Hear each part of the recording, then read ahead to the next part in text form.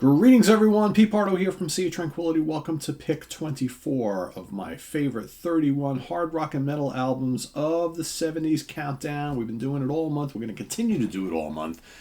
31 days here in the month of July 2023.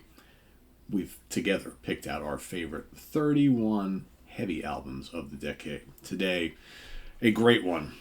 Second studio album from this British band, released March 1979, recorded at Roundhouse Studios in London, England, as well as Sound Development Studios in London, England. Produced by Jimmy Miller and Neil Richmond for Bronze Records. I am talking about Overkill by Motorhead. Yes, indeedy. Not only is it my favorite Motorhead album of all time, it is my favorite Motorhead album of the 70s as well, right? Of course, the power trio of Doom. Lemmy Kilmister, of course, on bass guitar, vocals. Fast Eddie Clarke on guitars. And Filthy Animal, Mr. Phil Taylor himself, on drums. Sadly, all of them have left the building. Right? That's kind of a sad thing, right, when you think about it. It's a classic lineup of Motorhead, all gone. That's them right there. I always loved this back cover. I remember the first day I saw this LP in the, I believe it was an import I bought, in the import racks in Record World in Middletown, New York. Had to have it.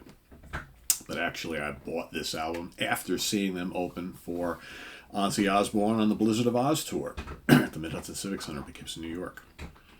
And I remember being completely blown away by how ferocious and loud they were. And then shortly thereafter, happened to be perusing the record store, and I'm like, that's Motorhead. That's the band I just saw live. Look at that album cover. Holy crap. Yeah, I got to have this. And I did. First Motorhead album I bought. First of many. First of all, right? So what do we have on this album? Of course, the New Jersey thrash band Overkill took their name from this band and this album. This album, I should say. Starts off with Overkill. How about that amazing drum blast at the beginning of the song and the bass that comes in, the crushing guitars. I absolutely love the title track. It's so good. What I really like about this album is a lot of variety as far as tempos and things like that go. Stay Clean is a little more kind of mid-paced track. I love that.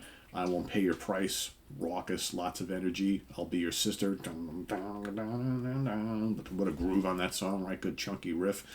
Capricorn, I absolutely love. That's kind of like laid back and atmospheric and dark, and just dig it. It's just got a totally different vibe than most other Overkill songs. I was going to say Motorkill. No, not Motorkill. Overkill.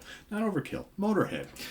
No Class is great. Fast-paced. Damage Case also blast and tear you down. Is just absolutely cranks. Metropolis, to me, Metropolis is kind of like Capricorn. It's like side two's kind of moody kind of piece. Really dig it a lot. And then, of course, the incredible Limb from Limb. You know, none of these songs are really long at all. The title track is just over 5 minutes. Everything else is 2 to 3 minutes, maybe 4, right? It's 34 minutes of just in-your-face Motorhead. At times it's brutal. At times it's kind of bluesy and fun and dark and heavy, and no band like this, right? And at the time, there was no one like them at all. No one liked them at all. This band was just completely different when they kind of burst on the scene. Never to be duplicated, right? So, let's see. Charting information.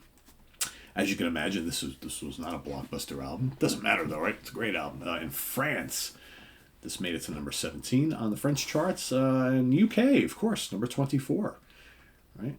As far as and also when they reissued it back in 2019. Don't believe that's the one that I have, right? No, it's not.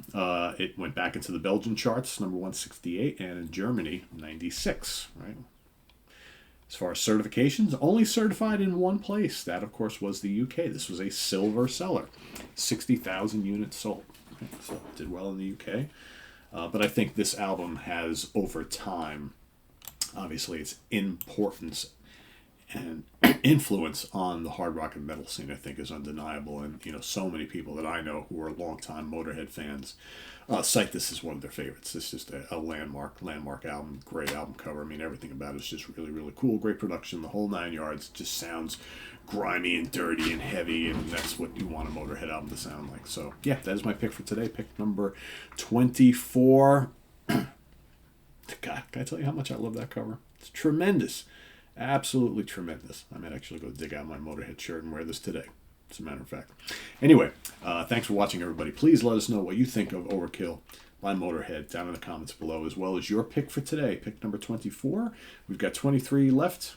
We'll be doing this each and every day, of course, together, bringing you more of our favorite heavy albums of the 70s. Before, of course, we're going to switch gears once again for next month. We're going to stay in the 70s one more time. Actually, we'll be hitting the 70s again, as I explained yesterday. I believe it was yesterday. Next month, we'll be talking about just our favorite rock albums, right? The albums that they're not the heavy albums, not the proggy albums, not the jazzy albums. The albums that are just kind of it's just rock, right? It doesn't really qualify for anything else other than just general rock music. Lots of bands, lots of great albums that kind of fall into that category. So that's what we'll be talking about for the month of August. September, we're going to talk about my favorite albums from the 60s, and then potentially the month after that, we'll talk about my overall top 30 or 31, however many days are in that month. That'll probably be October, right? Yeah, am I getting my month straight? Something like that. My overall favorite albums of the 70s, and that can be jazz, fusion, prog, rock, hard rock, metal, all together. My favorite albums of the 70s in general, which is going to be ridiculously tough, as you can imagine. Ridiculously tough. And I'm thinking, I don't know yet. I was thinking that I would leave myself for something like that. No limitation on the number of albums per band or artist. I don't know. We'll see. I think at some point I'm going to have to just be truthful and say, yeah, these are my favorite albums, even though band X has 5 of the top 31 slots or whatever the hell it is. I don't know. We'll see. We'll cross that bridge when it comes, right? So it's way too early to get started. I'm not down that road yet. So anyway, that's my pick for today. We'll see you tomorrow morning with another one. Visit us on the web at www.seeyouTranquility.org. We're on Facebook. We're on YouTube, all together, all the damn time. Please subscribe if you haven't already and click on that notification bell so you get alert of all of our content as it posts. And please do hit the like button before you leave. Also down below we got the links to our Ko-Fi page for channel donations as well as our merch page. So thanks in advance for all your assistance there. It's greatly appreciated. And we'll see you. What do we got coming up here on the channel? You should have another episode of the live album show that I do, right? Overlooked and underappreciated live albums later today, and you will have a Ranking the Album show tomorrow, featuring Jim Bakke and Craig Kaminsky and myself ranking the catalog of Fu Manchu, the great California stoner metal band. So that's all coming up this weekend. We'll see you back here tomorrow morning, first thing, for my pick number 23, right? So till then, I am Pete Pardo. Have a good day. Enjoy your weekend, everybody. Bye-bye.